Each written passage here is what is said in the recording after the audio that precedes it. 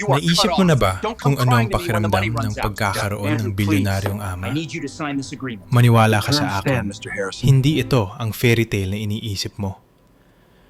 Ang tatay ko ay isa sa pinakamakapangyarihang real estate mogul sa Pilipinas. Pagmamay-ari niya ang halos kalahati ng Makati at BGC. Naniniwala siya na ang pera ay ginagawa siyang Diyos. Pinlano na niya ang buong buhay ko bago pa man ako matutong lumakad. Anong eskwelahan, sinong mga kaibigan, anong karera, at sinong magiging asawa. Nung 16 na taong gulang ako, sinabi niya sa akin, "Ang pag-ibig ay luho para sa mga mahihirap, Bianca. Ikaw ay isang De Vega. Nagpapakasal ka para sa stratehiya." 6 na buwan ang nakalilipas, sinuway ko ang kanyang mga panuntunan. Nahulog ang loob ko sa isang lalaking tinawag niyang basura mula sa tondo. Isang mekaniko na may mga grasa sa ilalim ng kanyang mga kuko. At sa sarili kong kasal, sa harap ng 300 bisita, tumayo ang aking ama at itinakwil ako. Ang hindi niya alam, ang basurang yon ay magiging pinakamalaking pagsisisi niya. Kamusta sa inyong lahat? Ako si Bianca, 28 taong gulang. Kung nanonood kayo, pindutin ang subscribe at sabihin sa akin kung nasaan kayo ngayon. Isulat ang inyong lokasyon at lokal na oras sa mga komento. Binabasa ko ang bawat isa sa mga ito. Ngayon, hayaan ninyong ibalik ko kayo 8 buwan ang nakalilipas. Nung gabing sinabi ko sa aking ama na magpapakasal ako sa isang lalaking hindi pa niya nakikilala. Ang De Vega Penthouse sa Forbes Park ay may mga floor-to-ceiling na bintana na nakatanaw sa buong syudad ng Makati, na tila ba pagmamay-ari ito ng aking ama, na sa isang banda ay pinaniniwalaan niyang totoo. Noong Huwebes ng gabing yun, nakaupo kami sa 12-seater na walnut dining table na galing pa sa Italy, isang bagay na laging ipinapaalala ng aking ina sa mga bisita. Ang mga Hermes na pinggan ay kuminang sa ilalim ng chandelier. Isang bote ng mamahaling alak ang nakahanda, na marahil ay mas mahal pa kaysa sa buwan ng upa ng karamihan. Ang aking ama, si Ricardo De Vega, ay nakaupo sa kabisera ng mesa. Ang kanyang Patek Philippe na relo ay sumasalamin sa liwanag tuwing itinataas niya ang kanyang baso. Sa edad na 58, pinaghaharian niya ang bawat silid na kanyang pasukin. Imperyo ng real estate, koneksyon sa politika, isang pangalan na nagbubukas ng pinto sa buong bansa. "Nag-ayos ako ng meeting para sa'yo sa darating na Sabado," sabi niya. Hindi tumitingin mula sa kanyang filet mignon. Si Javier C. Chua Ikalima. Ang ama niya at ako ay tatapusin na ang pagsasanib ng aming mga kumpanya. Makabubuti kung magkakilala kayong dalawa. Ibinaba ko ang aking tinidor. Hindi ako pwede sa Sabado. Tumingala siya. "May gusto akong ipakilala sa iyo," pagpapatuloy ko, habang ang puso ko ay kumakabog ng malakas. 6 na buwan ko na siyang nakakasama. Ang pangalan niya ay Jason at siya ay... Sino? Ang boses ng aking ama ay parang talim na humiwa sa katahimikan. "Anong pamilya? Si Chua? Zubel? Huwag mong sabihing isa siya sa mga batang Laurel. Hindi mo siya kilala." Ang katahimikang sumunod ay nakakasakal. 6 na buwan ka nang may nakikita, dahan-dahan niyang sabi. Na hindi ko sinure, na hindi ko inaprubahan. "Hindi ko kailangan ng apruba mo para makipag-date sa kahit sino, Dad." Sumandal siya sa upuan, ang kanyang panga ay mahigpit. "Sa pamilyang ito, Bianca, ang pag-ibig ay luho. Ang kasal ay stratehiya. Sino itong taong ito na nangahas na lumapit sa aking anak nang hindi dumadaan sa akin?" Nakilala ko si Jason. 6 na buwan ang nakalilipas sa isang hapon ng Martes na hindi ko dapat bakante. Nakatakas ako mula sa isang napakahirap na board meeting kung saan pinuna ng aking ama ang aking marketing proposal sa harap ng buong executive team. Sapat lang ang tawag niya rito. Katanggap-tanggap para sa isang nag-aaral pa lang. Ako ay 27 na noon at may MBA mula sa Ateneo.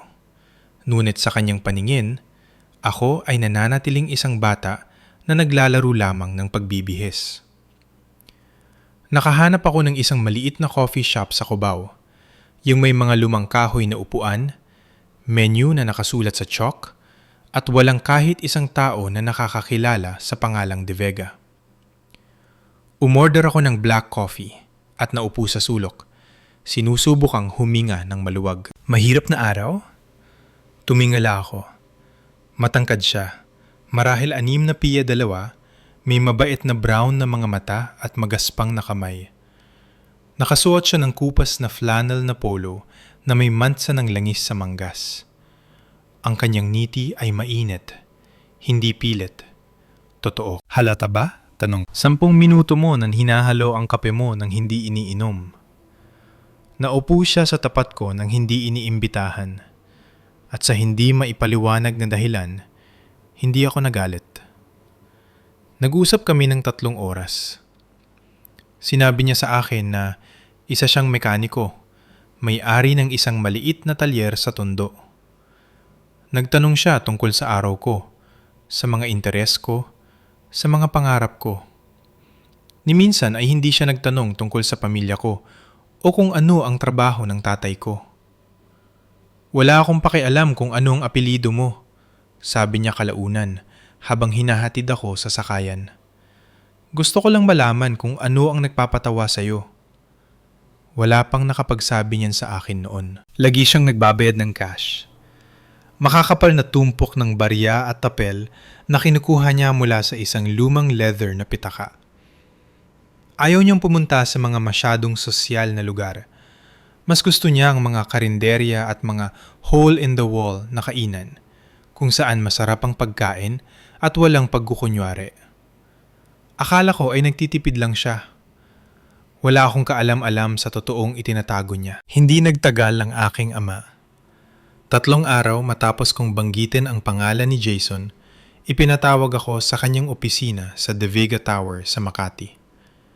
Ang corner suite sa ika-42 floor na may mga mamahaling artwork sa dingding at tanaw ang buong Central Business District ay idinisenyo para manginig ang sinumang papasok. Epektibo ito sa karamihan. Isang brown folder ang nasa mesa niya. Jason Santos. Malakas na basa ng aking ama habang binubuklat ang mga pahina. Edad 32, may-ari ng isang maliit na apartment sa Quezon City. Halaga ay mas mababa sa 2 milyon. Nagpapatakbo ng isang maliit na talyer. Jason's Custom Garage na may kitang mas mababa sa 500,000 sa isang taon. Walang mahalagang ari-arian, walang koneksyon sa mga kilalang pamilya. Walang puhunan maliban sa isang simpleng bank account. Isinara niya ang folder at tiningnan ako ng may halong awa at pandidire. Ito ang pinili mo? Isang mekaniko mula sa Tondo? Mabuti siyang tao. Ang mga mabuting tao ay hindi nakakagawa ng imperyo, Bianca. Ang mga mabuting tao ay kinakain ng mga ito. Tumayo siya at lumapit sa bintana. Ipinahanap ko siya sa pinakamagaling na private investigator sa bansa. Jason Santos. Alam mo ba kung anong nahanap niya? Wala. Walang utang, walang iskandalo, walang bahid ng dumi. Wala lang. Isang napaka-ordinaryong tao. Baka yun mismo ang gusto ko. Humarap siya, malamig ang kanyang mga mata. Ikaw ay isang De Vega. Wala kang karapatang maging ordinaryo. Wala siyang hinihingi sa akin, Dad. Wala siyang pakialam sa pera, o sa pangalan, o sa kahit ano. Iyan ang hindi mo maintindihan. Tumawa ang aking ama, isang matalas at mapait na tunog. Lahat ay may gustong makuha. Ang tanong lang ay kung kailan nila ito ipapakita. Itulak niya ang folder sa tapat ko. Tapusin mo na ito bago mo pa lalong ipahiya ang pamilyang ito. Iniwan ko ang folder sa mesa niya at lumabas ng walang imik.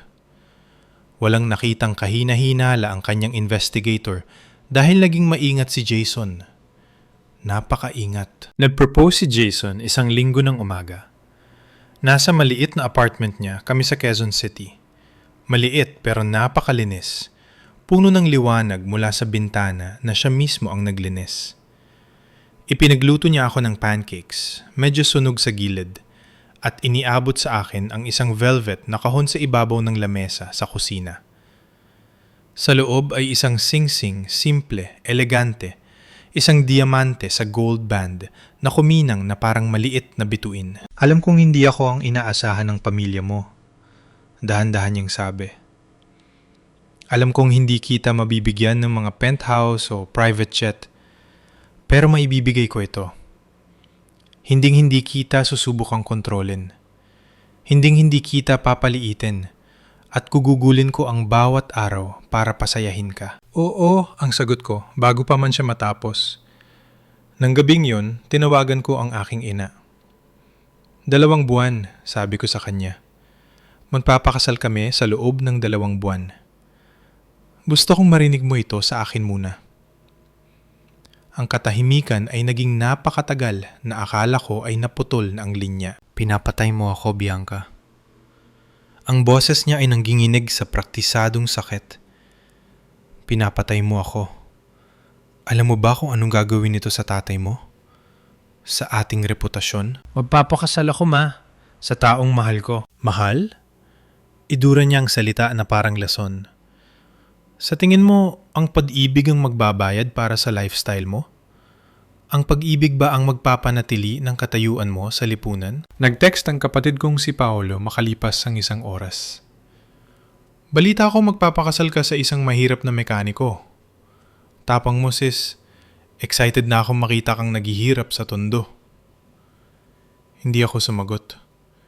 Huling tumawag ang aking ama. Ang boses niya ay parang yelo. Gusto mo ng kasal?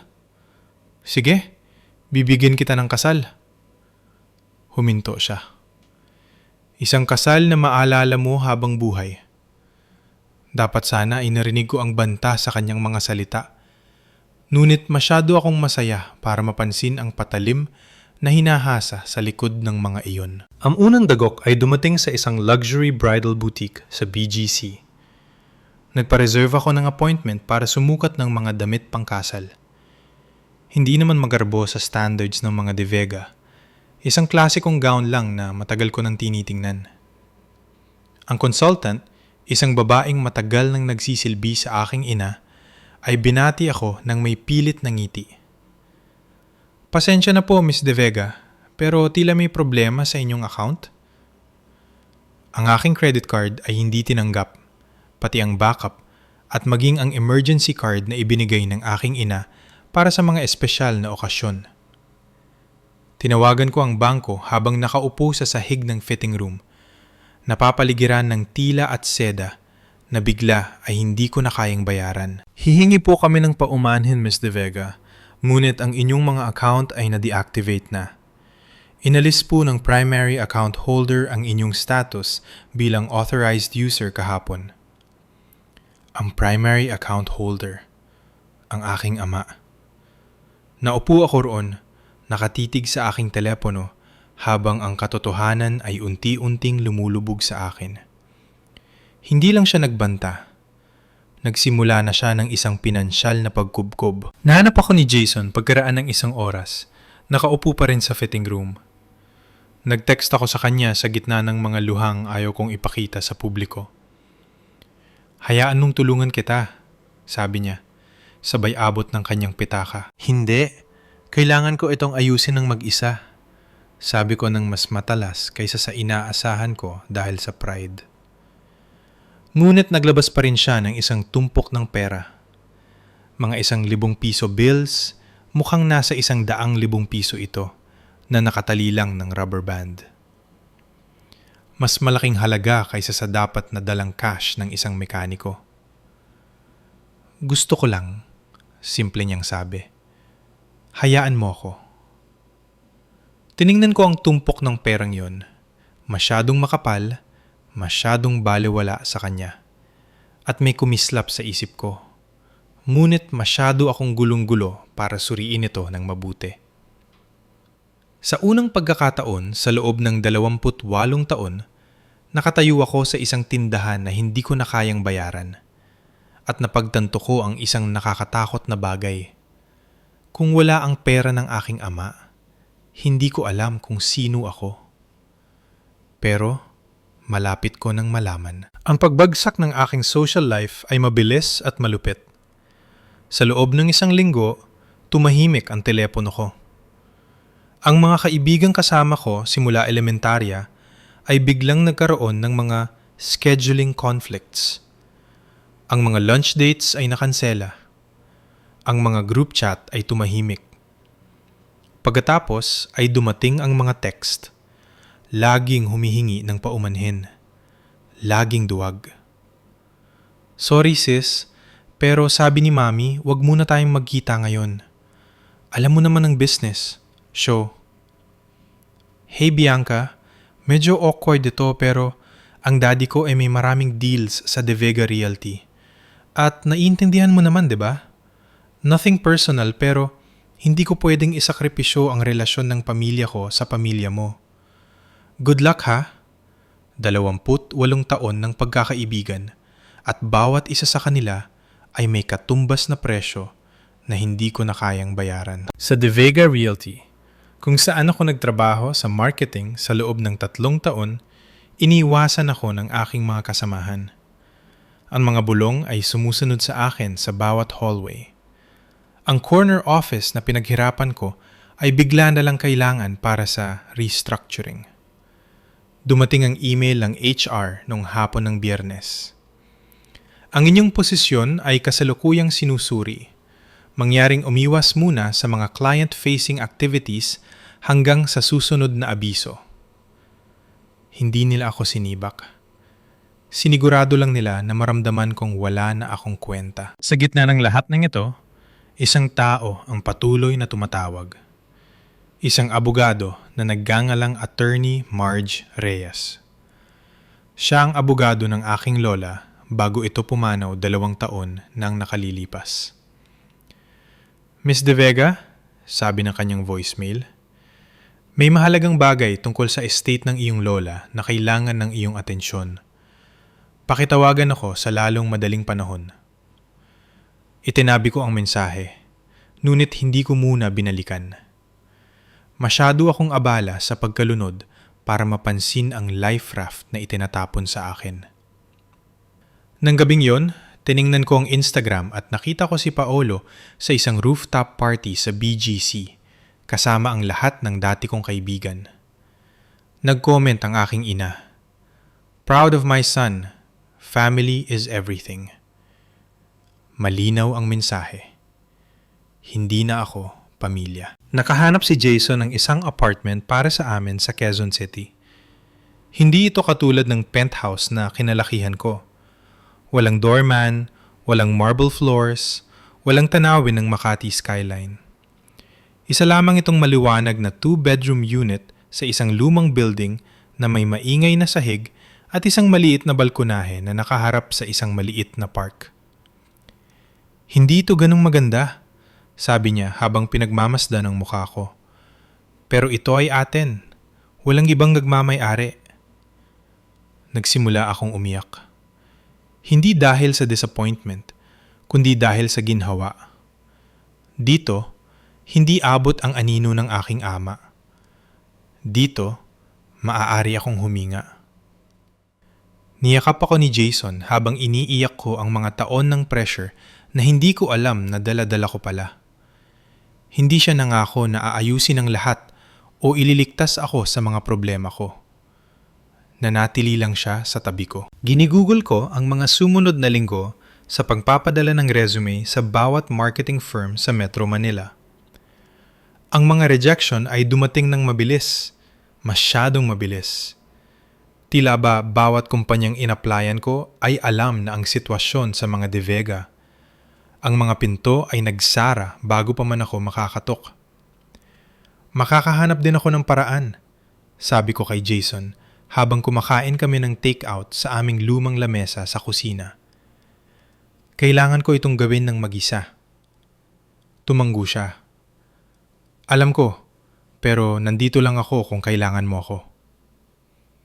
Nang gabing iyon, nagising ako ng 2:00 ng madaling araw at wala siya sa tabi ko. Sa nakabukas na pinto ng kwarto, nakita ko siya sa sala. May hawak na telpono sa tenga, bumubulong ng mabilis at seryoso. Ang quarterly projections ay kailangang ayusin bago ang board meeting. Hindi, huwag ibigay kay Williams. Ako na ang gagawa ng technical review. Marahil ay nakagawa ako ng ingay dahil lumingon siya, nakita ako at mabilis na nagsabi, "Tatawagan kita uli." "Trabaho lang," sabi niya nang may maliit na ngiti. "Matulog ka na uli." Tumanggo ako at bumalik sa higaan. Pero nanatili akong gising ng ilang oras. Nagtataka kung kailan pa nagsimulang magkaroon ng board meetings ang mga mekaniko. 1 linggo bago ang kasal, lumitaw ang aking ama sa aming apartment. Hindi ko na siya nakita simula nang lumabas ako sa opisina niya. Ngayon, nakatayo siya sa aming pinto. Ang kanyang suit na Tom Ford ay tila hindi bagay sa aming lugar. Tinitingnan ng aming sala na parang nakakahawa ito. "Nandito ako para mag-alok," sabi niya, hindi man lang gumate. Nakatayo si Jason sa tabi ko, tahimik at nagmamasid. Naglabas ang aking ama ng checkbook. 5 milyong piso. Kansilahin ang kasal. Umuwi ka na. Kunwari ay hindi nangyari ang rebelyon na ito. Nakatitig ako sa blangkong tseke sa kamay niya. 5 milyong piso. Higit pa sa kikitain ko sa buong buhay ko kung mag-isa lang ako. Sapat na para magsimulang muli kahit saan. Hindi. 10 milyon. Ang kanyang panulat ay nakatutok sa tseke. Huling alok, "Hindi ako binebenta, Dad." Ang mukha niya ay namilipit sa galit. Kung ganoon ay isa kang hangal. At kapag ang kasal na ito ay nabigo, dahil mabibigo ito, huwag kang babalik na nagmamakaawa. Wala kang makukuha. Walang pamana, walang trust fund, walang shares sa kumpanya, walang pangalang De Vega na poprotekta sa iyo. Lumapit siya. Ang boses niya ay naging pabulong na parang ahas. Magiging wala kang kwenta katulad niya. Itinuro niya si Jason ng may pandidiri. Si Jason, na hindi nagsalita ng kahit ano, ay nakatayo lang ng mahinahon. "Ginoong De Vega," mahinang sabi ni Jason. "Sa tingin ko, ay dapat na kayong umalis." "Oh, nagsasalita pa lang mekaniko." Tumawa ang aking ama. "Enjoyin mo siya habang kaya mo pa, iho. Kapag nawala na ang kislap at napagtantunan niya ang binitawan niya, kamumuhian ka niya." Sa tingin ko ay hindi. May nagpalitang tingin sa pagitan nila. Isang tingin na hindi ko mabasa. Ang mapanuyang ngiti ng aking ama ay bahagyang nawala sa isang sandali. Pagkatapos ay tumalikod siya at lumabas ng walang imik. "Gagawin niyang impyerno ang kasal natin," bulong ko. Hinawakan ni Jason ang kamay ko. "Hayaan mo siyang subukan. Ang aming kasal ay dapat sanang maliit lang." Kami ni Jason ay nagplano ng isang simpleng seremonya sa isang restaurant sa Quezon City. 50 bisita, karamihan ay mga kasamahan ko sa marketing na nanatiling tapat at ilang kaibigan ni Jason mula sa talyer. Simple, makabuluhan, at amin. Pagdating namin, nakita naming may 250 extra na bisita na ang nakaupo. Puno ang bawat sulok ng restaurant hanggang sa labas. Mga babaeng naka-channel, mga lalaking naka-bespoke suit na mas mahal pa sa aming upa. Ang mundo ng aking ama, hindi imbitado at walang pakundangan. Nakaupo ang aking ina sa harapang hanay. Pinupunasan ang kanyang mga mata. Si Paolo naman ay nakatitig lang sa kanyang phone. At doon sa gitna ng lahat, nakatayo ang aking ama. May hawak na baso ng champagne nakangiti na parang siya ang may-ari ng lugar. Dahil sa bawat parang mahalaga sa kanya, siya nga. Surprise, anak! Hinalikan niya ang pising iko bago pa ako makaiwas. Hindi mo naman akalaing papalampasin ko ang kasal ng kaisa-isa kong anak, di ba? Ano ito? Tanong ko. Anong ginawa mo? Nangako ako sa iyo ng isang kasal na hindi mo malilimutan. Ang kanyang ngiti ay hindi umabot sa kanyang mga mata. Ituring mo itong regalo ko. Tumingin ako sa dagat ng mga muka, ang elite ng Makati, ang mga business partners ng aking ama, mga society columnists na handa ang mga phone. At napagtanto ko ang ginawa niya. Ginawa niyang isang palabas ang aming pribadong selebrasyon, isang entablado, at siya ang magiging bida. Piniga ni Jason ang kamay ko. Pwede tayong umalis ngayon din. Sabihin mo lang. Tumingin ako sa mga bisita, sa mapanuyang ngiti ng aking ama, sa altar na pinili namin. Hindi. Magpapakasal tayo ngayon. Kahit ano pa ang plano niya, haharapin natin ito ng magkasama. Wala akong idea kung gaano kalala ang mangyayari. Naghintay ang aking ama hanggang sa matapos ang seremonya. Nagpalitan kami ng mga panata. Ang mga salita ni Jason ay simple at tapat. Ang sa akin ay puno ng emosyon. Ipinahayag ng pare na kami ay mag-asawa na. Sa isang perpektong sandali, sa gitna ng kaguluhang ginawa ng aking ama, naging masaya ako. Pagkatapos ay narinig ang tunog ng baso. Tumayo si Ricardo de Vega mula sa kanyang upuan, may hawak na Dom Perignon at natahimik ang buong silid. 300 bisita ang lumingon para panuorin siya na parang nanonood ng isang bitay. Isang toast, anunsyo niya. Ang boses niya ay umalingaw-ngaw sa buong restaurant. Para sa aking anak at sa kanyang asawa. Ang paghinto bago ang salitang asawa ay puno ng pandidiri. Binuo ko ang lahat ng meron ako mula sa wala. Patuloy niya, dahan-dahang naglalakad sa gitna. Bawat piso, bawat deal, bawat pagkakataon ay pinaghirapan ko sa pamamagitan ng dugo at sakripisyo. At nangarap ako na balang araw, ang aking anak ay magpapakasal sa isang taong karapat-dapat sa pamanang yon. Huminto siya sa harap ng aming lamesa, nakatingin kay Jason na tila ba tinitingnan ang isang maruming bagay sa kanyang sapatos. Sa halip, ito ang pinili niya. Isang mekaniko mula sa Tondo. Isang linta na walang maiaalok kundi magaspang na kamay at bakanting bulsa. May mga nasinghap sa gulat sa paligid. May tumawa ng kinakabahan. Nakita ko ang mga phone na nakataas, kumukuha ng video. Kaya naman, narito ako para mag-anunsyo. Ang boses ng aking ama ay naging kasing tigas ng bakal. Mula sa sandaling ito, si Bianca de Vega ay hindi ko na anak.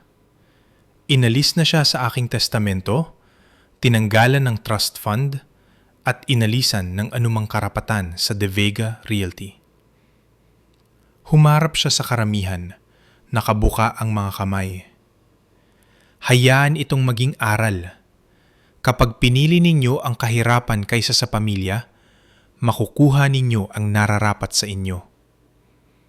Ininom niya ang kanyang champagne, ibinaba ang baso sa aming lamesa, at ngumiti. Congratulations, anak! Nakuha mo na rin ang lahat ng hiningi mo. Ang katahimikang sumunod ay nakakabingi.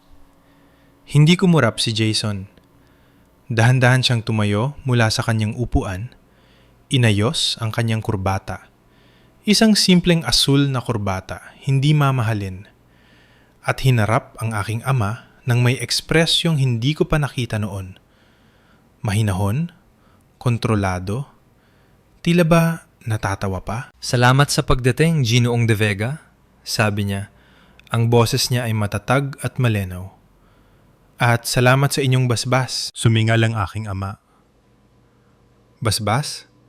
Kasasabi ko lang na wala kang makukuha. Narinig ko kayo. Lumapit si Jason hanggang sa magkatapat na sila. At gusto kong malaman ninyo na hindi namin kailangan yon. Hindi ninyo kailangan? Tumawa si Ricardo ng malakas at mapang uyam. May-ari ka ng talyer na mas mura pa kaysa sa relo ko. Nakatira ka sa isang apartment na kasing laki ng kahon ng sapatos. Ano ba talagang maialok mo sa anak ko? Mumiti si Jason. Isang maliit na ngiti na nagbigay ng kilabot sa akin at sa aking ama. Isang bagay na mas mahalaga kaysa sa pera, Ginong De Vega. Meron ako siya. Sa gitna ng karamihan, isang matandang lalaki ang tumayo. Puti na ang buhok, elegante, suot ang isang suit na kahit ako ay alam na napakamahal. Pinanood niya ang usapan ng may matatalas na mata at bahagyang ngiti.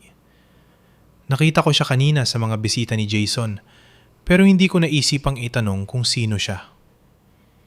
Tiningnan ng aking ama ang lalaki. Pagkatapos ay muling tumingin kay Jason at sa isang sandali may dumaan sa kanyang muka. Pag-aalinlangan, marahil ay pakiramdam na may nakakaligtaan siya. Enjoyin mo ang kahirapan mo, idura ng aking ama. Kapag napagod na siyang maghirap, kapag napagtanto na niya ang itinapon niya at gagawin niya yon, huwag mong sabihing hindi kita binalaan. Ang tunay na kayamanan ay hindi nasusukat sa bank account, Ginong De Vega. Ang boses ni Jason ay humina para lamang sa amin. Pero maintindihan mo rin yan sa lalong madaling panahon? Tumawa uli ang aking ama, pero tunog basyo ito. Wala siyang idea kung gaano katotoo ang mga salitang yun balang araw. Katatapos lang ng performance ng aking ama.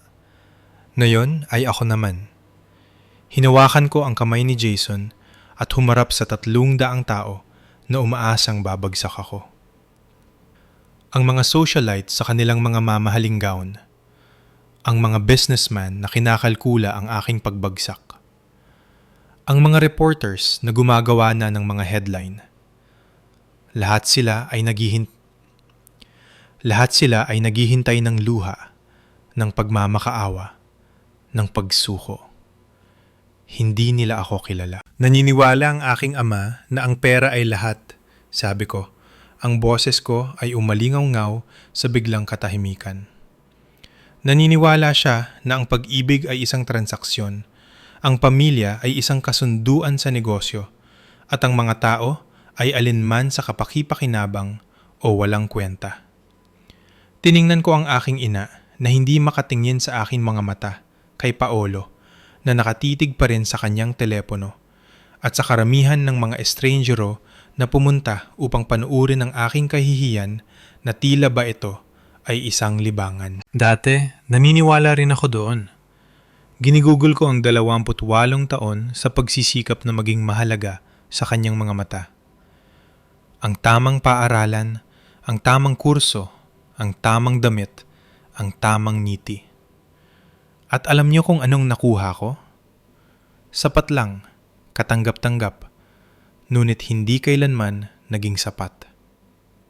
Ang panga ng aking ama ay humigpit, ngunit hindi siya nagsalita. Ngayon, pumili ako ng ibang bagay. Pinili kong mahalin kung sino ako, hindi kung ano ang halaga ko. Piniga ko ang kamay ni Jason. At kung iyon ang magiging kapalit ng lahat ng dapat kong ipamana, kung ganoon ay hindi talaga yon sa akin nung una pa lang. Humarap ako sa mga natitirang bisita. Ang ilan ay mukhang hindi komportable. Ang iba naman ay naantig. Kung meron man dito na pumunta para manood ng isang trahedya, humihingi ako ng paumanhin dahil bibiguin ko kayo. Ito ay isang selebrasyon. Kung gusto ninyong umalis, ang pinto ay nandoon lang. Pero kung gusto ninyong manatili at makiselebrate sa amin, mumiti ako. Welcome sa aming kasal. Humigit kumulang 30 katao ang kumuha ng kanilang mga gamit at lumabas. Ngunit halos 270 ang nanatili. Kabilang ang ilan sa sariling mga bisita ng aking ama. Hindi niya inaasahan yun. Lumabas ang aking ama kasama ang aking ina at si Paolo na nakasunod sa kanya. Hindi pa man sumasara ang pinto ay nagbago na ang kapaligiran. Parang isang bagyong lumipas, ang hangin sa silid ay biglang gumaan. May nagsimulang pumalakpak. Isang tapat at mainit na palakpakan na kumalat sa buong karamihan. Ang DJ, na tila nag-freeze sa gulat, ay sa wakas ay pinatugtog ang musika. At sa isang iglap, ang aming kasal ay naging amin muli. Ang cake ay galing sa isang lokal na bake shop sa Quezon City. 3 layers ng vanilla buttercream na mas masarap pa kaysa sa anumang 5,000 pisong designer creation na nakain ko sa mga sosyal na kasal. Magkasamang pinutol namin ni Jason ang cake. Tumatawa habang ang frosting ay kumalat sa kanyang ilong. May mga pagsisisi ka ba? Tanong niya habang nagsasayaw kami sa gitna. Ang ulo ko ay nakasandal sa kanyang dibdib. Wala kahit isa. Kahit pagkatapos ng lahat ng iyon, umalis ako sa pagkakasandal para tingnan siya. Ang lalaking ito na tumayo sa tabi ko habang sinusubukan kaming sirain ng aking ama, na hindi man lang nagtaas ng boses o nawala ng hinahon. Lalo na pagkatapos ng lahat ng iyon, hindi ka man lang kumurap. May dumaan sa likod ng kanyang mga mata. Isang anino. Isang lihim. Mas matindi pa ang hinarap ko kaysa sa tatay mo. Anong ibig sabihin niyan? Hinalikan niya ang aking no sa halip na sumagot. Balang araw, sasabihin ko sa iyo ang lahat. Pangako. Natapos ang gabi sa pagsasayaw at tawanan at isang pakiramdam ng kagaanan na hindi ko naranasan sa loob ng maraming taon. Ang aming mga bisita, ang mga tunay, ang mga nanatili, ay pinalibutan kami ng tunay na kagalakan. Ngunit habang yakap ako ni Jason sa huling sayaw, hindi ko maalis ang pakiramdam na mayroong bagay na hindi niya sinasabi sa akin. Ang misteryosong matandang lalaki kanina ay binati si Jason ng isang makahulugang pakikipagkamay bago umalis. Ang mga tawag ni Jason sa gabi tungkol sa mga board meeting. Kung sino man talaga ang asawa ko, may pakiramdam ako na ibabaw pa lang ang nakikita ko. Ang totoong kwento ay darating pa lang. Ngayon, bago ko ituloy, gusto ko munang huminto dito at kausapin kayo ng direkta. Kung naramdaman nyo na ang pamilya nyo ay hindi nakikita ang inyong tunay na halaga, itype ang same sa comments. Binabasa ko ang bawat isa at gusto kong marinig ang kwento nyo. Pindutin ang like button kung sa tingin nyo ay tama ang desisyon kong manindigan para sa sarili ko.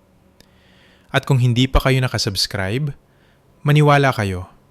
Gusto ninyong marinig ang susunod na mangyayari dahil ang twist, hindi ninyo ito inaasahan. Hayaan ninyong magpatuloy ako. Ang honeymoon period ay tumagal ng halos 6 na linggo. Hindi ang romansa. Kami ni Jason ay mas masaya kaysa dati. Natututong bumuo ng buhay ng magkasama sa aming apartment sa Quezon City. Hindi. Ang natapos ay ang pag-asa kong makahanap ng trabaho. Nag-apply ako sa 43 marketing position sa buong Metro Manila. Entry-level, mid-level, kahit anong pwedeng gamitan ng MBA ko at 3 taon na karanasan. Bawat aplikasyon ay bumalik na rejected. Karamihan ay wala man lang interview. Mabilis kumalat ang balita sa Makati. Ang pangalang De Vega na dati ay nagbubukas ng pinto, na yon ay nagpipinid sa mga ito.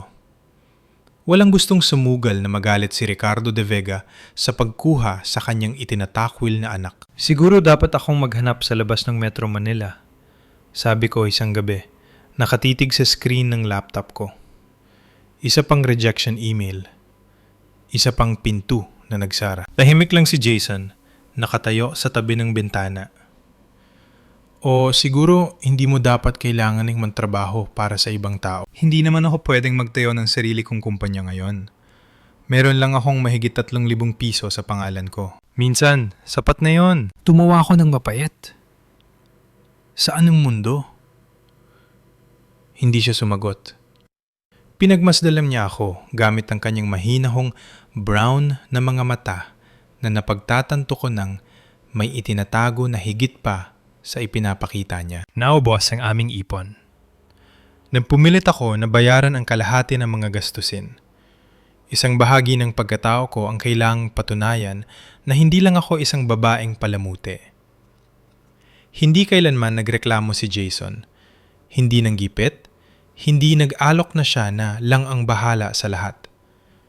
Nerespeto niya ang pride ko kahit na mas pinahihirap nito ang mga bagay. Ngunit tuwing 3:00 ng madaling araw, kapag hindi ako makatulog, pumapasok ang duda. Paano kung tama ang tatay ko? Paano kung hindi ako makakaligtas kung wala ang pangalang De Vega? Paano kung isinakripisyo ko ang lahat para sa isang lalaki na nagsisimula ko pa lang talagang kilalanin? Nahanap ako ni Jason sa balkona isang gabi. Nakabalot sa kumot, tahimik na umiiyak habang nakatingin sa mga ilaw ng lungsod. Sabihin mo sa akin kung anong kailangan mo. Bulong niya. Hindi ko na alam. 3 buwan matapos ang kasal, umilaw ang telepono ko sa pangalan ng aking ina. Halos hindi ko ito sagutin, ngunit may bahagi sa akin na umaasa pa rin. Anak, ang boses niya ay kasing tamis ng honey, ang paraan ng pagsasalita niya kapag may gusto siya. Kamusta ka na? Nag-aalala na kami sa'yo. Talaga ba? Siyempre, anak pa rin kita. Kahit ano pa ang sabihin ng tatay mo. Isang madiskarteng paghinto. Alam mo, hindi pa niya formal na binabago ang testamento. May oras pa kung gusto mo mag-isip muli. Mag-isip muli tungkol sa kasal ko? Mag-isip muli sa mga pinili mo. Napatunayan mo na ang gusto mo, Bianca. Naiintindihan na namin gusto mo ng kalayaan. Pero siguradong napagtanto mo na ngayon na ang lalaki niyan ay hindi kayang ibigay sa iyo ang buhay na nararapat para sa iyo. Naisip ko si Jason na nagtitimpla ng kape para sa akin tuwing umaga. Tanda ang eksaktong timpla na gusto ko. Tungkol sa paraan ng pagyakap niya sa akin kapag ang mga rejection emails ay nagpapatong-patong, tungkol sa kanyang matatag na tiwala sa akin noong wala akong tiwala sa sarili ko. Sa tingin ko ay naibigay na niya, sabi ko. Bumuntong hininga siya. Pinapatay mo ako, Bianca. Bawat araw na nananatili ka sa kanya ay isa pang araw na itinatapon mo ang iyong kinabukasan. Ang susunod na pag-atake ay galing sa Instagram ni Paolo. Isang larawan mula sa isang rooftop party. Ang mga dati kong kaibigan, may champagne, ang Makati skyline sa likuran. Caption: ang ilang tao ay pumipili ng pag-ibig kaysa sa luho. Sana ay nag-enjoy sila sa kanilang kalayaan. #poverty is romantic. Ang mga komento ay malupit. Mga laughing emojis, mga inside jokes na dati ay bahagi ako. Nilike ng aking ina ang post. Umuwi si Jason ng gabing yon at nahanap akong nakatitig sa screen. Ang mga luha ay bumabagsak sa aking mga pisingi. Kinuha niya ang telepono ng dahan-dahan mula sa aking mga kamay at tiningnan ang post. Sa isang sandali, humigpit ang kanyang panga, ang unang tunay na galit na nakita ko sa kanya. Babaguhin din nila ang kwentong ito balang araw, mahina niyang sabi. Pangako ko sa'yo. Paano ka naman nakakasiguro?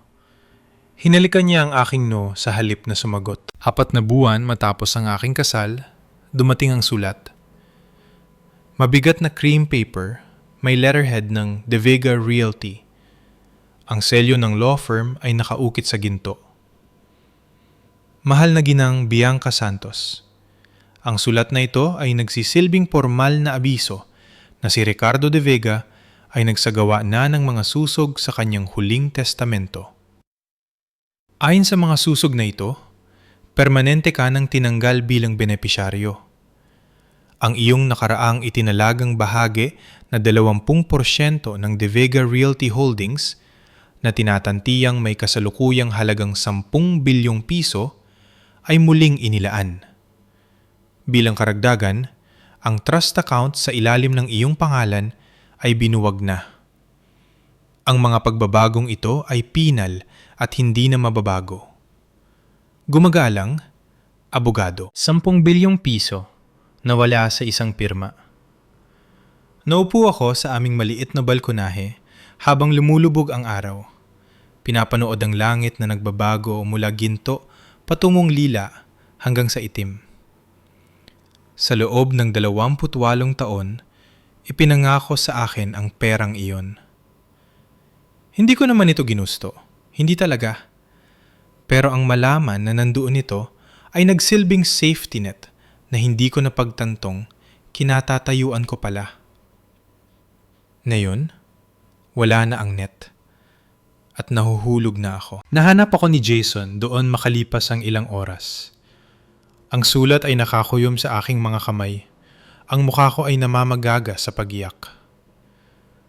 Nakita ko ang sobre, sabi niya, na upo sa tabi ko. Pasensya na. Wala akong pakialam sa pera. Tumawa ko ng mapait. Yun ang balintuna. Hindi ako kailanman nag-alala sa pera. Pero ang malaman na kaya niya lang akong burahin ng ganoon, na parang hindi ako kailanman nag-exist. Nanatiling tahimik si Jason ng matagal. May kailangan akong sabihin sa iyo. Sa wakas ay sabi niya. Isang bagay na hinihintay ko ang tamang panahon para ibahagi. Hinawakan niya ang kamay ko. Pero hindi pa ngayon. Sa loob ng 3 buwan, may isang okasyon. Kailangan kong pagkatiwalaan mo ako hanggang sa panahong yon. Anong klaseng okasyon? Ang uri na babago sa lahat. Tiningnan niya ako sa mga mata. Kaya mo bang maghintay ng ganoon katagal?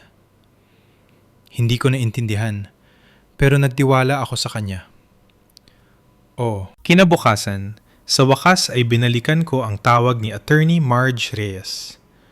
Ang kanyang opisina ay nasa isang lumang building sa Quezon City, tahimik at elegante na may mga mahogany na bookshelves at mga leather na upuan na nakasaksi na ng mga dekada ng kumpidensyal na pag-uusap. Salamat sa pagdating, Ginang Santos. Bumiti siya ng mainit. Idiniin ang aking pangalan sa kasal sa paraang tila may layunin. Matutuwa ang iyong lola sa iyo. Ang marinig ang pagbanggit kay Lola Maggie ay nagpabigat sa aking dibdib. Namatay siya 2 taon na ang nakalilipas. Ang tanging tao sa pamilya ko na tunay na nakakakita sa akin. Sabi niyo po ay may tungkol sa kanyang estate. Tumango si Attorney Marge, inilabas ang isang folder sa kanyang mesa. Bago siya pumanaw, si Margarita Magno ay nagtayo ng isang hiwalay na trust na independyente sa anumang kontrol ng iyong ama. Inutusan niya akong ipaalam ito sa iyo pagkatapos mo lamang magpakasal sa taong pinili mo nang walang apruba ng iyong ama. Nakatitig ako sa kanya. Ano? Alam niya, Bianca. Alam niya kung anong klaseng tao ang kanyang manugang at gusto niyang masiguro na mayroon kang mga opsyon. Binuksan ni Attorney. Marge ang folder. Ang trust ay naglalaman ng 25 milyong piso sa iba't ibang assets. Naging sa iyo ito noong araw na ikinasal ka kay Jason Santos. 25 milyon. Ang huling regalo ng aking lola. May isang liham sa loob na nakasulat sa kanyang pamilyar at eleganteng sulat kamay. Aking mahal na Bianca, kung binabasa mo ito, ibig sabihin ay sa wakas ay pinili mo ang sarili mong landas. Sobrang proud ako sa iyo. Ang lola mo at ako ay bumuo ng aming buhay sa pag-ibig, hindi sa pera. Wala kaming anuman noong nagsimula kami at nasa amin ang lahat noong natapos kami dahil meron kaming isa't isa. Ang perang ito ay hindi isang malaking kayamanan, ngunit ito ay kalayaan. Gamitin mo ito para buuin ang buhay na gusto mo. Huwag mong hahayaan na kahit sino ang magsabi sa iyo kung ano ang halaga mo. Buong pagmamahal, Lola Maggie. Umiyak ako sa opisinang yon sa loob ng 20 minuto. Sa unang pagkakataon sa loob ng ilang buwan, ang mga luhang yon ay luha ng pag-asa. 5 buwan matapos ang aking kasal, Inilunsad ko ang Magno Creative. hango sa apelyido sa dalaga ng aking lola, isang sadyang pagpili para ihiwalay ang aking sarili sa pamanang De Vega.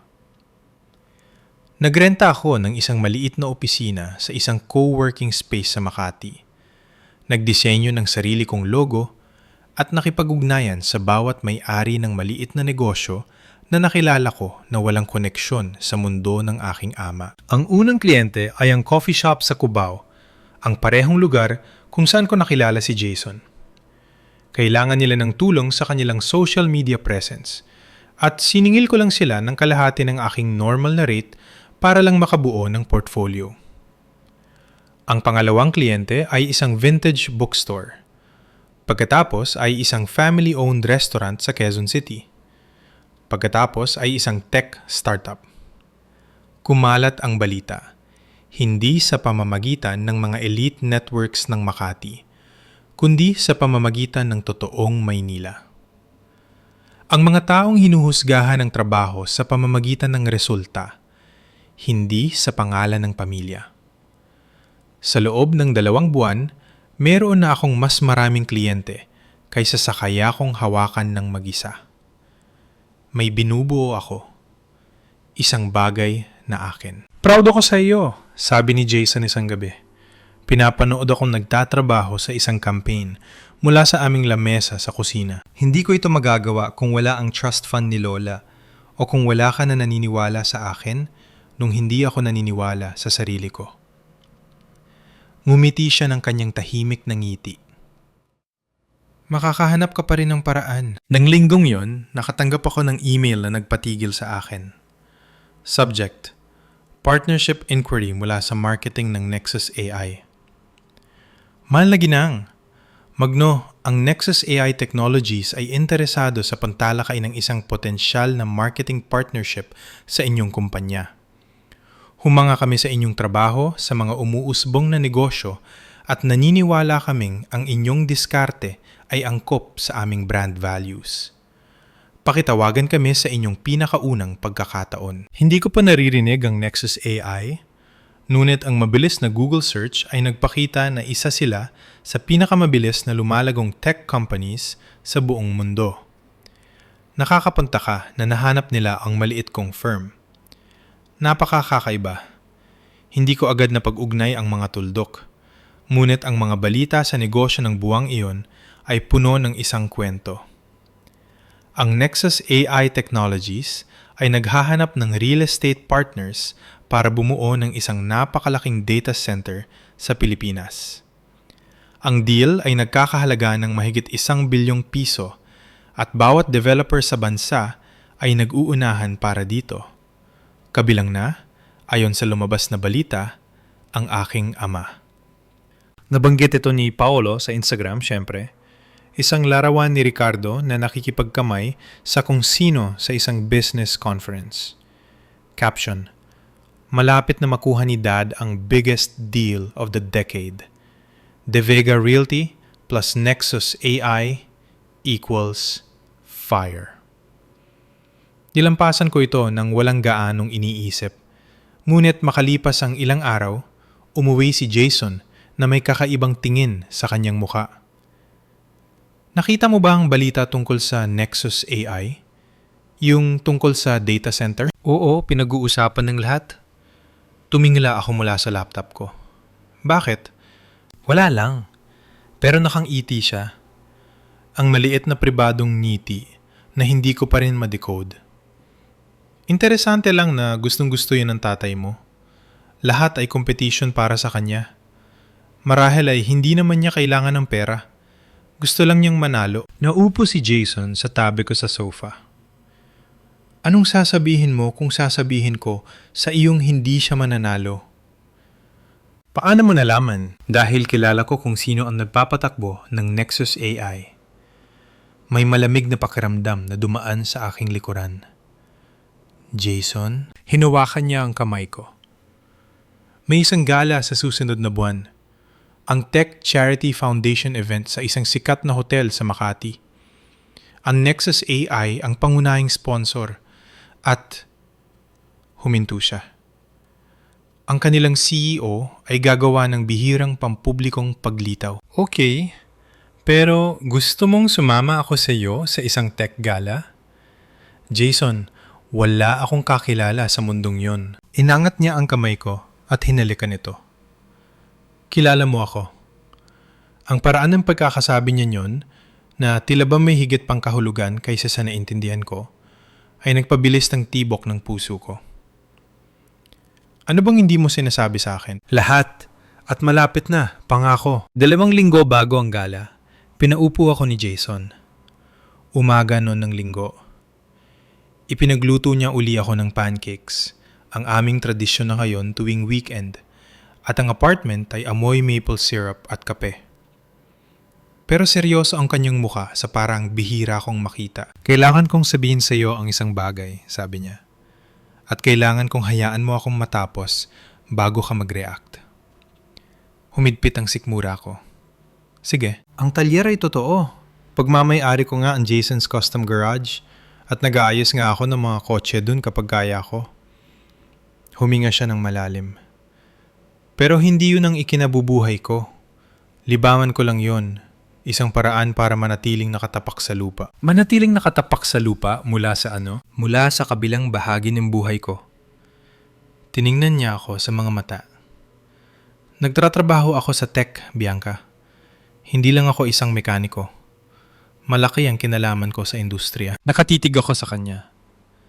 Anong ibig sabihin ng malaki ang kinalaman? Ibig sabihin ay hindi ako mahirap. Malayo sa katotohanan. Inayos niya ang kanyang buhok. Mukhang kinakabahan. Nayon ko lang siya nakitang kinakabahan. Itinatago ko ang katotohanan dahil kailangan kong malaman na may taong kayang magmahal sa akin kung sino ako, hindi dahil sa kung ano ang mayroon ako. Jason, tinatakot mo ako. Sabihin mo na. Hindi pa ngayon. Hindi pa ganap. Gusto kong makita mo ito mismo sa gala. Kinuha niya ang isang sobre mula sa kanyang bulsa. Ito ang imbitasyon mo. VIP access. Guest ko. Kinuha ko ang sobre. Sa loob ay isang mabigat na cream na card, may gold emboss. Ang Tech Charity Foundation ay malugod kayong iniimbitahan sa aming taunang gala. Guest of Honor, Jason Santos. Guest of honor? Ang boses ko ay lumabas na parang bulong. Sino ka ba talaga? Hinawakan niya ang mukha ko gamit ang kanyang mga kamay. Ang kanyang mga mata ay mas vulnerable kaysa sa nakita ko noon. Ako ang lalaking nagmamahal sa iyo.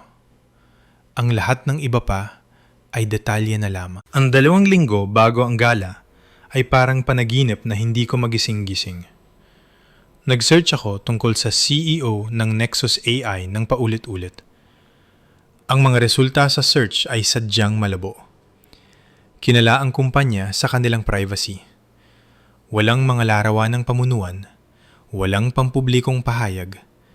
Isa lamang reputasyon para sa napakagaling na inobasyon at isang misteryosong founder na umiiwas sa spotlight.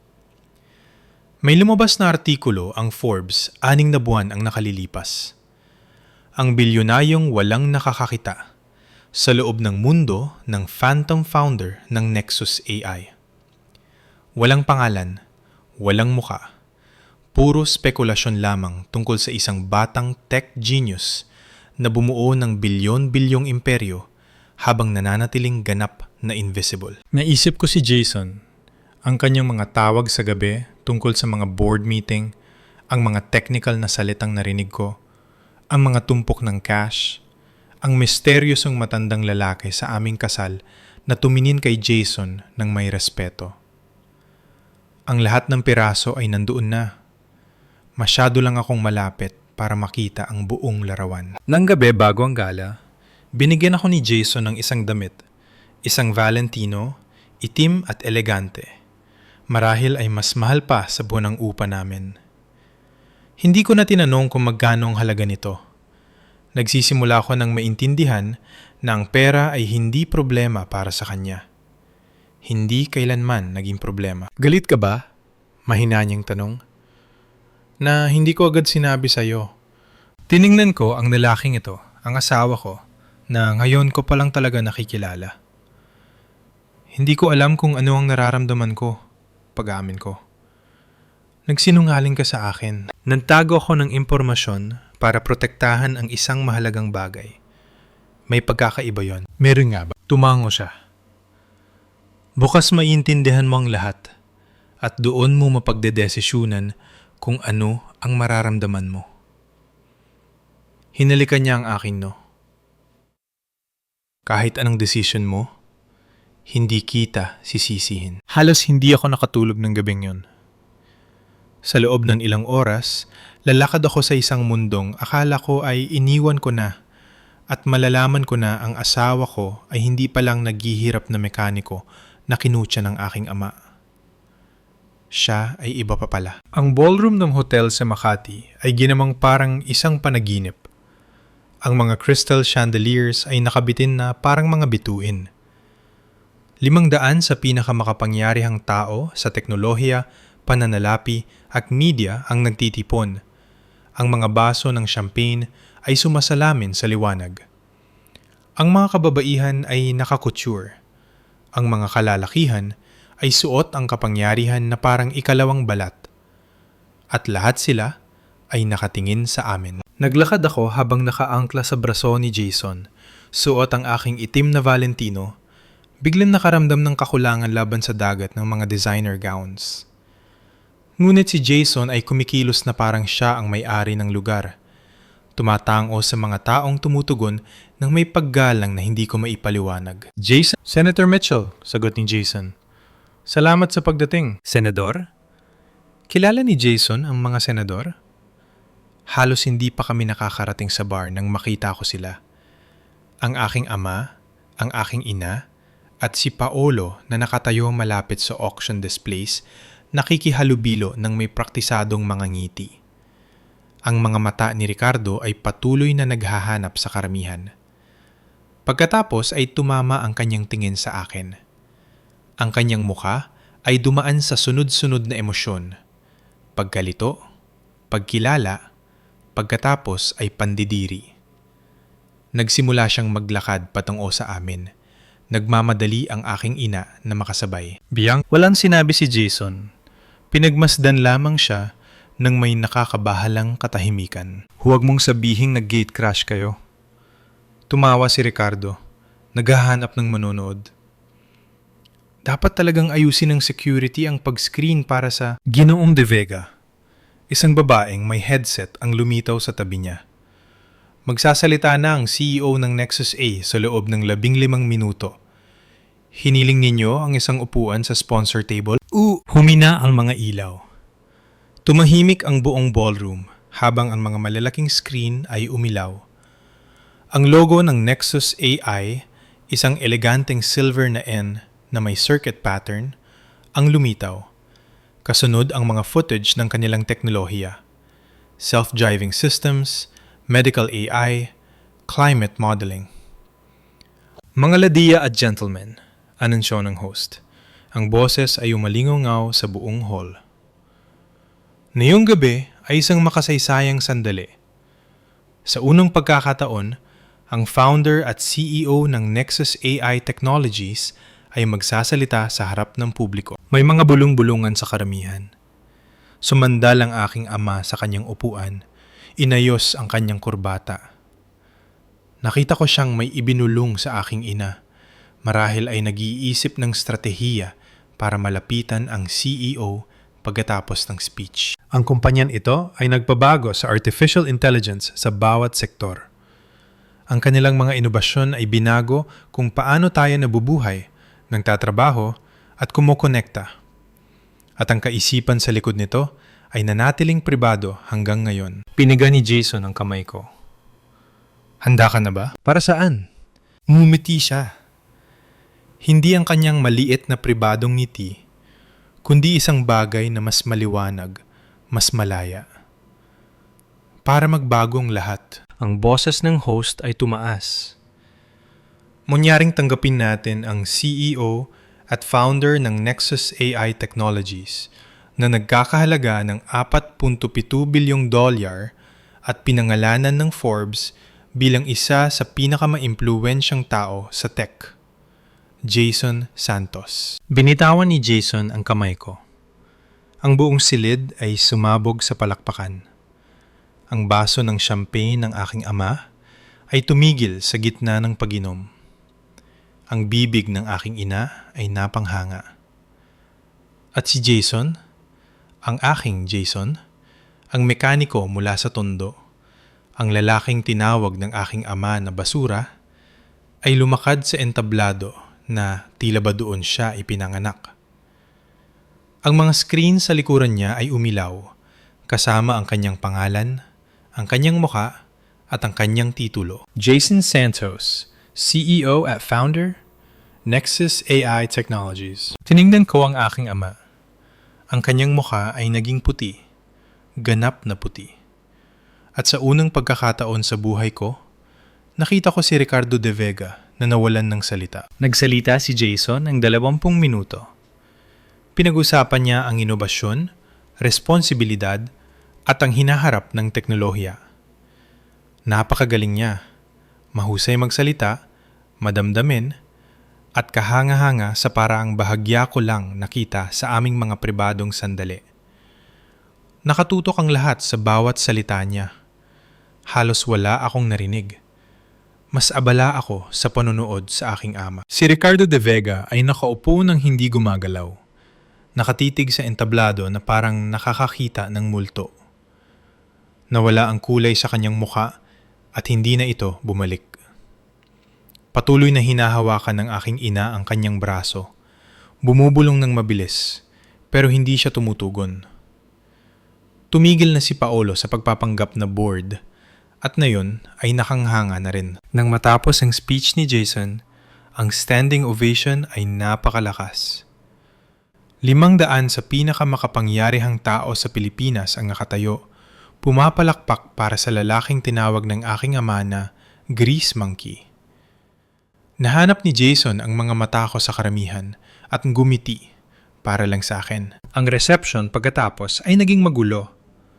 Lahat ay gustong makilala ang misteryosong CEO na sa wakas ay nagpakita na. Mga investor, politiko, media mogul, pinalibutan nila siya na parang mga gamo-gamo sa apoy. Ngunit si Jason ay may isang destinasyon muna. Lumakad siya direkta sa kinalalagyan ng aking ama na tila hindi makatayo. Sumunod ako. Ang puso ko ay kumakabog. Ginoong De Vega. Ang boses ni Jason ay kaaya-aya, profesional. Naniniwala akong gusto ninyong pag-usapan ng isang business partnership. Tumingala ang aking ama.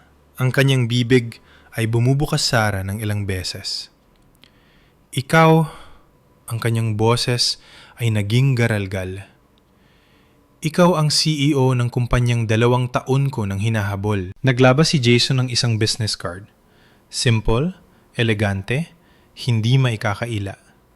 Jason Santos, Nexus AI. Marahil ay narinig niyo na kami. Nanginginig ang mga kamay ni Ricardo habang kinukuha ang card. Kinumpirma ng Forbes, kalaunan ng kinakalkula ng lahat sa silid na iyon. Si Jason Santos ay nagkakahalaga ng mahigit 200 bilyong piso. Ang asawa ko ay mas mayaman pa sa aking ama nang makailang ulit. Ang mekaniko ay isang bilyonaryo. Mabilis na nakabawi ang aking ama kaysa sa inaasahan ko. Sa loob ng ilang segundo, ang kanyang gulat ay naging isang niti ng negosyante. Ang parehong niti na ginagamit niya kapag nagsasara ng mga deal. Kapag nagpapanggap na gusto ang mga taong sisirain din niya kalaunan. Jason, tumuyo siya. Inabot ang kanyang kamay na tila ba matagal na silang magkaibigan. Wala akong idea. Napakagandang balita nito. Lagi kong sinasabi kay Bianca na mayroon siyang napakagandang panlasa. Ang pagsisinungaling ay napakalinaw na gusto ko nang tumawa. Hindi tinanggap ni Jason ang kanyang kamay. Sinabi mo sa aking basura ako, Ginoong De Vega. Ang boses niya ay nanatiling kalmado. Tinawag mo akong linta, mekaniko lang. Sinabi mong wala akong maiaalok sa anak mo. Iyon ay Kailangan mong intindihin, hindi ko alam. Nag-ayos man ako ng kotse o nagpapatakbo ng kumpanya, ako ay iisang tao pa rin. Ang tanging nagbago ay ang pananaw mo sa halaga ko. Sa wakas ay kinuha ni Jason ang nakalahad na kamay, pero hindi para makipagkamay. Idiniin niya ang kanyang sariling business card sa palad ng aking ama, na mas nagpapakita kung sino ka kaysa sa kung sino ako. Sa paligid namin, ang mga tao ay nanonood, nakikinig, at kumukuha ng video sa kanilang mga phone. Ang niti ng aking ama ay naging pilit. Pag-usapan natin ito ng pribado, ang data center deal. Sigurado akong makakahanap tayo ng paraan na makikinabang ang lahat. Nagdesisyon na ako tungkol doon. Ang boses ni Jason ay narinig ng mga tao sa paligid. Ang Nexus AI ay hindi makikipag-partner sa De Vega Realty. Ano? Bakit? Dahil hindi ako nakikipagnegosyo sa mga taong itinuturing ang kanilang pamilya na parang ari-arian na pwedeng ipagpalit. Humakbang pabalik si Jason, inakbayan ako sa bewang. Pinili ng anak mo ang pag-ibig kaysa sa pera.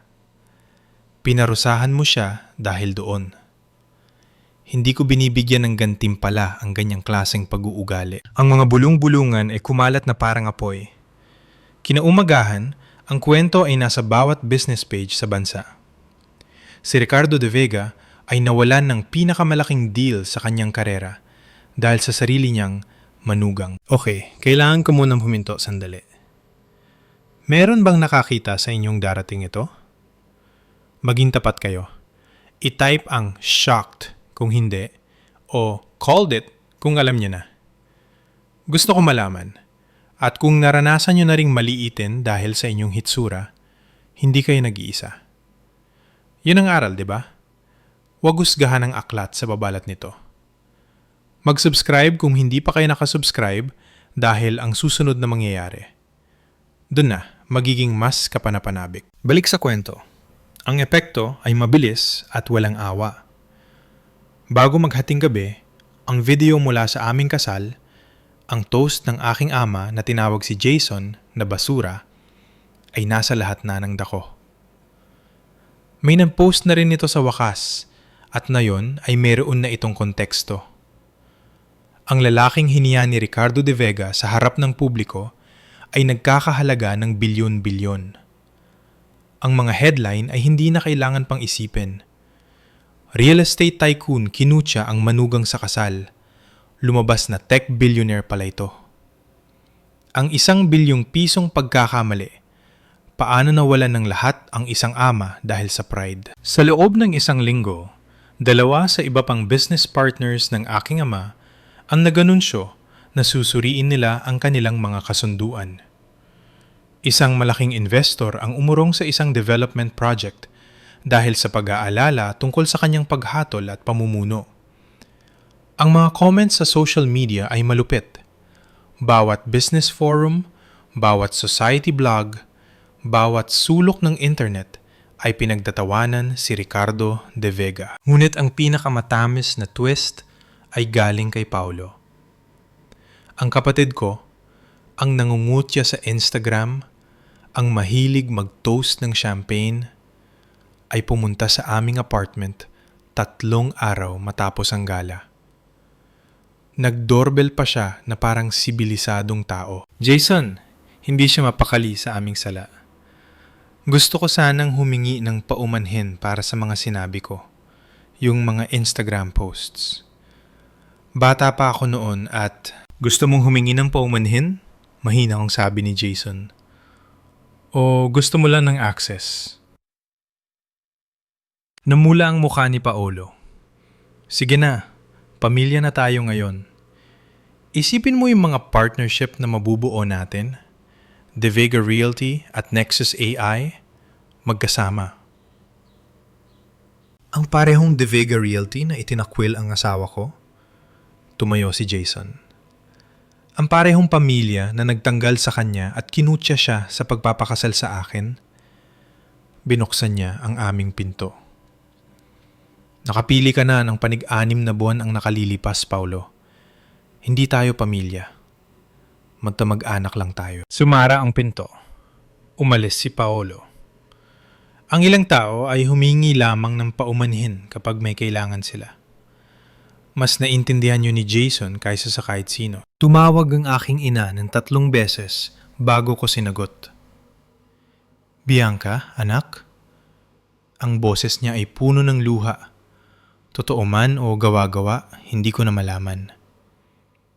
Kailangan mong intindihin. Lagi kitang sinusuportahan. Gusto kong magsalita noong kasal. Pero ang tatay mo, alam mo naman kung paano siya. Wala kang sinabi kahit isang salita, ma. Natatakot ako. Alam mo kung paano siya kapag nagagalit? Kailangan kong protektahan ang sarili ko. Kailangan mong protektahan ang sarili mo. Hinayaan ko ang mga salitang yon na lumutang.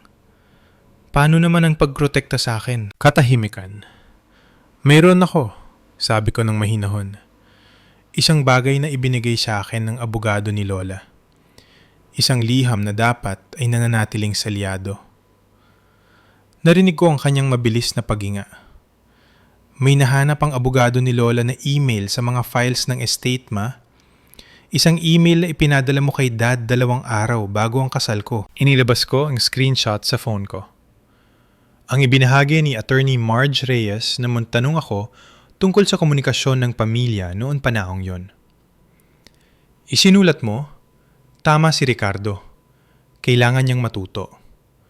Hayaan siyang maghirap ng ilang buwan ng walang pera. Babalik din siyang nagmamakaawa at magpapakasal kay Javier, gaya ng dapat niyang gawin. Ang katahimikan ay naging napakatagal na. Akala ko ay naputol na ang linya. Na out of context lang yon. Talaga ba? Ang boses ko ay matatag na ngayon. Hindi mo ako ipinagtanggol, ma. Tinulungan mo pa siyang planuhin ng parusa ko. Nakatayo ka lang doon habang hinihiya ako ni Dad at bahagi ka nun sa simula pa lang. Bianca, hindi ako galit. At napagtanto ko habang sinasabi ko yon na totoo nga. Pagod lang ako. Kung gusto mong maging bahagi ng buhay ko, kailangan mo itong pag-irapan sa pamamagitan ng gawa, hindi salita. Anong ibig mong sabihin? Ibig sabihin, tatawagan kita kapag handa na ako. Huwag mo muna akong tatawagan hanggang sa panahong yon. Binaba ko ang telepono bago pa siya makasagot. May mga hangganan na kailangang buuin sa pamamagitan ng katahimikan. Dumating ang aking ama ng mag-isa. Walang driver, walang kasama, walang Tom Ford na suot. Isang pagod na lalaki lamang na may gusot na damit ang nakatayo sa aming pinto sa Quezon City nang may express yung hindi ko pa nakita sa kanya. Kababaang loob. Maaari ba akong pumasok? Tumabi ako. Nakatayo si Jason sa tabi ng bintana. Nanonood ngunit hindi nakikialam. Tumingin ang aking ama sa aming simpleng apartment. Ang mga lumang kasangkapan, ang maliit na kusina, ang mga larawan mula sa aming kasal sa dingding. At sa unang pagkakataon, hindi niya tila kinakalkula ang halaga nito. Nawalan ako ng 3 partnership ngayong linggo. Mahina niyang sabi. Ang data center deal ay wala na. Pinag-uusapan na ng board kung tatanggalin ako bilang CEO ng sarili kong kumpanya. Tumawa siya ng mapait. Lumabas na ang kahihiyan sa publiko ay may mga bunga. Pasensya na sa mga problema sa negosyo mo. Hindi ka dapat humingi ng paumanhin. At hindi mo kailangan. Sa wakas ay tumingin siya sa akin. Nagkamali ako, Bianca. Tungkol kay Jason, tungkol sa iyo, tungkol sa kung ano ang mahalaga. Hinintay ko ang mga salitang iyon sa buong buhay ko. Ngayon dumating na sila, nakaramdam ako ng pagod. Hindi ko kailangan ng paumanhin mo, Dad. Kung ganun, anong kailangan mo? Nag-isip ako. Pinag-isipan ko ng mabuti. Kailangan kong intindihin mo na masaya ako. Hindi dahil lumabas na mayaman pala ang asawa ko. Masaya na ako bago ko pa nalaman. Masaya ako dahil nirespeto ako, sinuportahan, at minahal kung sino ako. Lumapit ako. Kaya mo bang intindihin yun? May nagbago sa kanyang muka? Siguro hindi ganap na pag-intindi. Marahil ay masyado pang maaga para doon. Pero meron na. Sinusubukan ko. Kung ganun, magsimikap ka pa. Ipinatong ko ang aking kamay sa kanyang braso. Handa akong hayaan kang maging bahagi ng buhay ko, Dad. Pero hindi bilang isang tao na kumokontrol sa akin. Hindi bilang isang tao na hinuhusgahan ng halaga ko based sa bank account ng asawa ko. Bilang tatay ko lang. Yun lang. Dahan-dahan siyang tumango. Hindi ko alam kung paano gawin yun. E di mag-aral ka. Hindi ang ganap na pagpapatawad. Ngunit isa itong simula. 1 taon matapos ang aming kasal, ang Magno Creative ay mayroon ng 15 empleyado. Ang maliit kong marketing firm ay lumago na sa isang tunay na kumpanya. Hindi dahil sa pera o koneksyon ni Jason, kundi dahil sa mga rekomendasyon mula sa mga nasiyahang kliyente at sa reputasyong binuo ko sa bawat proyekto. Kapipirma lang namin ang aming pinakamalaking kontrata, 1 taon na kampanya para sa isang kumpanyang kasama sa Fortune 500 na nahanap kami sa pamamagitan ng word of mouth. Pumupunta pa rin si Jason sa talyer tuwing weekend. Sinasabi niya na pinapanatili siya nitong nakatapak sa lupa. Ipinapaalala sa kanya kung sino siya bago pa dumating ang mga bilyon-bilyon. Minsan ay sumasama ako sa kanya. Iniuutos niya sa akin ang mga kagamitan at natututunan ko ang mga pangalan ng mga pyesa ng makina. Ang aking ama ay nag-aaral pa rin. Ang aming relasyon ay hindi pa ganap na naghihilom at maaring hindi na kailanman maging buo. Ngunit sinusubukan niya. Nagsimula na siyang mag-therapy ayon sa aking ina. 2 beses na niya akong naayang magkape. At sa parehong pagkakataon, nagtanong siya tungkol sa buhay ko sa halip na pag-usapan ang sarili niya. Pag-unlad, hindi perpekto. Noong Paskong yon, nagdiwang kami sa bahay ng ina ni Jason sa Tagaytay. Isang komportableng bahay na may hardin at tunay na tawanan na umaalingaw-ngaw sa mga dingding. Walang mga designer na dekorasyon o mamahaling catering. Pamilya lang. May mga pagsisisi ka ba? Tanong ni Jason habang hinihila ako papalapit habang ang malamig na hangin ng Disyembre ay umiihip sa labas ng bintana. Naisip ko ang penthouse na nawala sa akin. Ang trust fund na naglaho. Ang 10 bilyong piso na hindi ko na kailanman makikita.